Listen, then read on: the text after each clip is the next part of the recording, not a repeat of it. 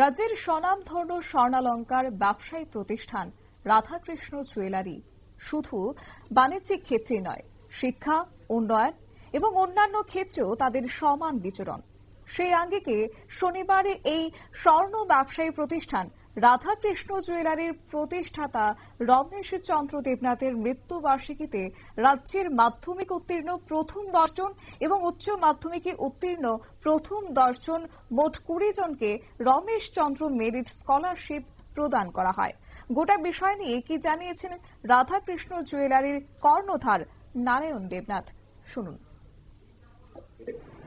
সমস্ত সাংবাদিক ভাই ও বোনেরা যারা আছেন সবাইকে আমার আন্তরিক শুভেচ্ছা।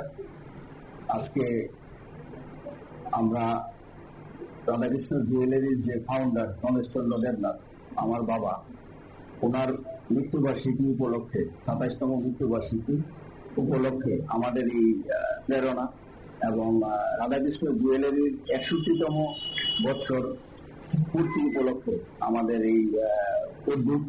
আমরা গত বছর 2024-এ আমরা এই উদ্যোগটা নিয়েছি।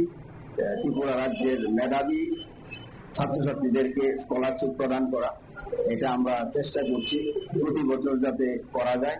ছাত্রছাত্রীদেরকে উৎসাহ করা এবং মনোযোগ দেওয়া, এই চিন্তা করে আমরা রমেশচন্দ্র দেবনাথ ওনারও ছিল, পরিকল্পনা ছিল যে এলাকার লোকদের, বেকারদের কাজ শিখিয়ে ওদেরকে স্কিল করা। ওনার দৃষ্টিভঙ্গিকে লক্ষ্য রেখে আমরা এই রাজ্যে আমাদের এই প্রেরণা আমরা গত বছর থেকে করে এসছি। এবার আমাদের দ্বিতীয় বছর।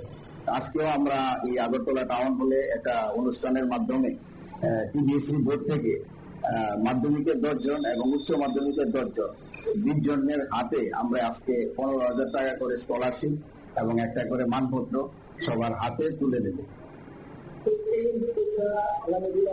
হ্যাঁ, আগামী দিনও আমরা এটা চালিয়ে যাওয়ার চেষ্টা করব।